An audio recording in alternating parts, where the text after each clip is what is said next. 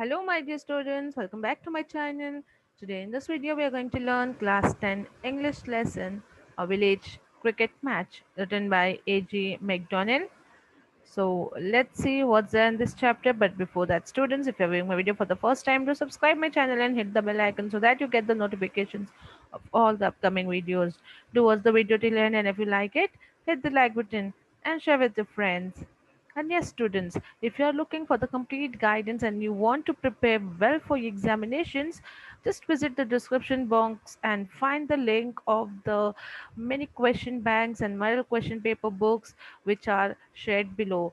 You have all sets of four books in one particular package.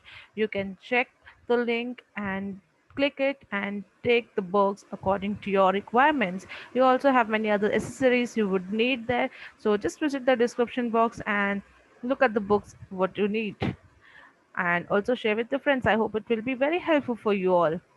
So let's move ahead with the chapter. And first, let's see about the author. A.J. MacDonald. He is chiefly known as the author of Novel of England. He lived from 1895 to 1941, and always he presents a humorous picture of English characters. The novels narrates the amusing experiences of a young Scottish novelist who travels about in England in order to collect data for a book which he intends to write about English. So the passage included in this anthology gives a hilarious account of the conclusion of a cricket match between a team organized by a London editor and a village cricket team played in an English village. Okay, so this is about the author where he used to write a humorous books, and people used to love and laugh after reading it. So this is how he used to write. So let's see quickly what do we have in this chapter to read. So as we got to know that he always writes a humorous thing, and here there's a description of the cricket match between two teams, and it's very hilarious and it's very humorous. As for example, you would have seen Lagan movie where you had the village people playing the match along with the other very qualified team. In the same way, here there were two teams, Scottish team and an England team, and here this person who was on the round was wanted to just write about the people over there. He just collected the data there, and now he is visiting this place, this ground where exactly the match is going on. So the crisis was now desperate. The fieldsman drew nearer and nearer to the batsman. So now the fieldsman, as the cricket match starts, how when the bowler starts to bowl and the batsman is ready to bat, and the fieldsmen they take the positions, they come more nearer to the batsman to make to do the good field so that they could jump and catch over the balls and stop it from getting more runs. So that was the same thing it was happening here, and here there were no qualified people or teams who were playing. There was a village team and there was an English team there. Now here there's lot of chaos and lot of disturbance going on in between, as this was a village match, and there was no such experienced team over here. The rules and regulations which were set on was then and now and then, and very often it was just changed according to the comfortability of the players. So how hilarious it would be if you just keep on changing the rules of the game. So here they describes the name Mr. Harcourt, and then there are many other people, Mr. Pollock, and who are just waiting and just starting with the match here. And these are no one trained in the field of match, but they are just government officials. They are some of the bakers. They are some of the sexton who's just working in the church, who rings the bell in the church during the services, and all these people are just standing there, and the scores were level. Now they have started the match, the scores were level of, on the level, like both were at the tie, both were having the same scores, and there were two wickets to fall, and there was complete silence there. The gaffers and the mixed victims, simultaneously of excitement and silently loud, hardly raised their pinpoints. Now there was complete silence because there was tie. It was all balanced. Both the teams were doing equally. Though they were not playing well, both laid on the same category, and for it was past 6 o'clock. It was like at the evening time, and the front door of the three or shoes was now as wide open officially as the back door had been unofficially all afternoon. Now evening time, all the doors were open and there were lots of audience who were being watching there. The major, his red face redder than ever and his chin sticking out almost as far as the Napoleonic, bowled a fast half volley on the leg stump, and there was a bowler who was just bowling a very fast ball on the leg stump, and the sexton, a man of iron muscle from which digging, hit it fair and square with the middle of the bat. So there was a person. Sexton means a person who is in charge of the church, who does the service and the rings bell, or he also digs the graveyards. So he was the man who was at the batting position, and he was the batsman there, and he hit that fast coming ball in very fairly. He hit it and it went like a thunderbolt. It flashed like a thunderbolt and it went high above. And immediately behind him, so close, were the fieldsmen clustered. They were all fieldsmen who had just grouped, clustered, and standing there. And there was Boone, a person's name who was a fielder. There was no chance of escape, and even if he had possessed the figure and the agility to perform black somersault, he would have lacked the time. Now the ball went so high that the fielders, they were very much in confusion, like they were not able to sight the ball, where is it, and how to catch it or stop it from getting runs. So it was a very fearful and confusing situation over there. And then, with a fearful oath, Boone clapped his hands to his outraged stomach and found that the ball was in the way. Like ball was on the way and it just came and hit his stomach. He looked at for the moment in astonishment and threw the ball angrily and massaged his injured spot. So he couldn't catch the ball properly, and the ball hit the stomach of Boone, the fielder, very badly, and he just threw the ball angrily and he just went ahead. So this is what was happening there. There was lots of confusion, no clear picture, and no proper game was being played over there. But just for enjoyment, the humorous way of game was going on. Then Donald walked up and shyly added his congratulations. Boone scowled at him. Like there were the fielders who used to just congratulate their mates, the partners, the team members, if they do the good work, if they catch or if they bowl or they do the good work there. So he just scowled at him, and then they had a blast and they laughed and they giggled there, and then they went ahead. And the scores were level, and there was one wicket to fall. There was just one wicket remaining now, and the last man in was the blacksmith. Now he was coming for the batting and leaning heavily upon the shoulder of the baker. Now this blacksmith who was coming to bat, he was leaning on the shoulder of a baker. Along with him, a baker was also coming, who was going to run for him. That means he was injured. He could not run. Blacksmith could not run, so he bought a runner for himself, and that runner was a baker.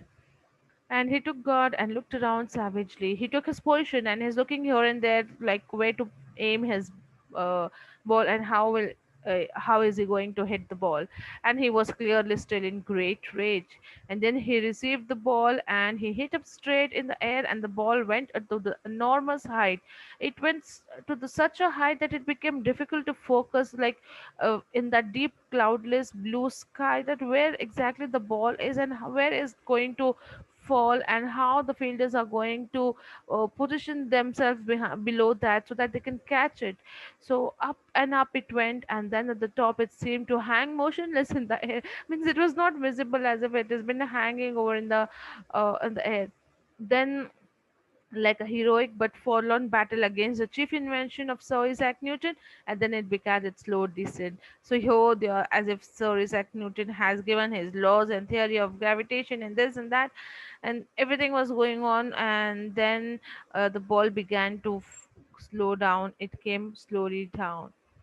Then, in meanwhile, the things were happening below on the terrestrial sphere. Now, what was happening down when the ball was at the great height? What happened down?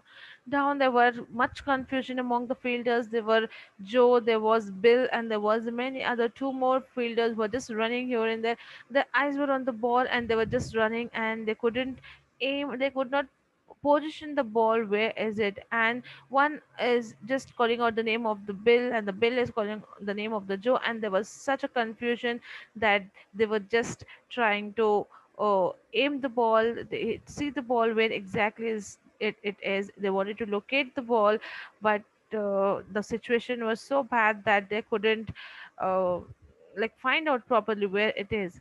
And this in itself would not have mattered if it had not been the fact that the blacksmith and the baker also very naturally ran. And so this was the situation here. The fielders were trying to aim and locate the ball, and there the baker and the blacksmith who were just running because they thought if they miss the ball they do not catch, so they at least they could get a run over there. So here blacksmith, he forgot his uh, injury, and he started naturally running. Along with him, the baker also started running. He also started shouting the other batsmen there, and there was lots of confusion in the pitch also.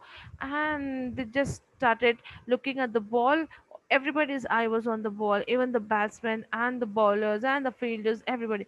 This batsman, they were just saying up on the sky near where the ball is, and this that the head was turned backside, and they just dashed among themselves and they fall down, each of them again. And this was the situation here. On the other way hand, there the bowlers and the fielders were also just aiming, and the ball somehow came there, and they were they hit each other because even their eyes were on the ball above. They hit each other, and the third person over there, he picked up the ball and threw near the batsman. Now here near the pitch, batsmen, they were in again confusion. All the three runners on the pitch were at the one side of the stump, and they got to know the mistake, and again they started running towards the other side. So all the three again, they started to run towards the other side, and there was a lots of confusion, and it was a humorous way, and which was going on. And this time they were not lucky enough, and the fielders and the bowlers were able to hit the stump, and they had lost their wicket. So this is how the match was going on, and it was like so confusing and so hilarious match which was going on.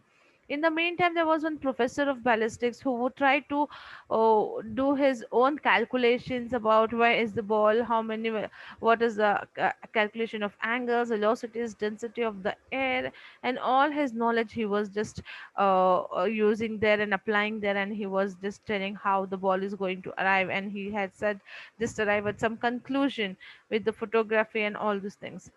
So a moment later, Bobby Southcott came racing up and tripped over the recumbent Donald and was shot head first into Abraham like possum of Boone.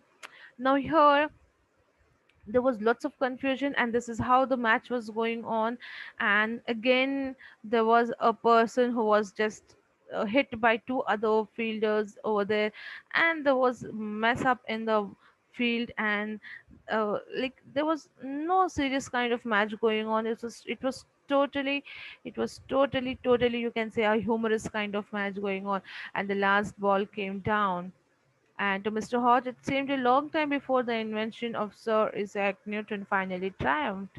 And so, again, they are using all the scientific calculations and this and that, but but at the last, it was a humorous kind of match which went on there, and the match became a tie. Both of the team was playing at the same pace. They had the same kind of performance because nobody was trained over here in either of the team. They were just the normal person. They were just playing for the sake of enjoyment. And the two batsmen and the runner also, they just took the crown of victory for themselves, and the bowlers took the crown of victory for themselves. And this is how the match got over. And their effort was in vain. These runners, they had put all the efforts, the bowlers had put all their efforts, but nothing happened. The conclusion was that the match was tie.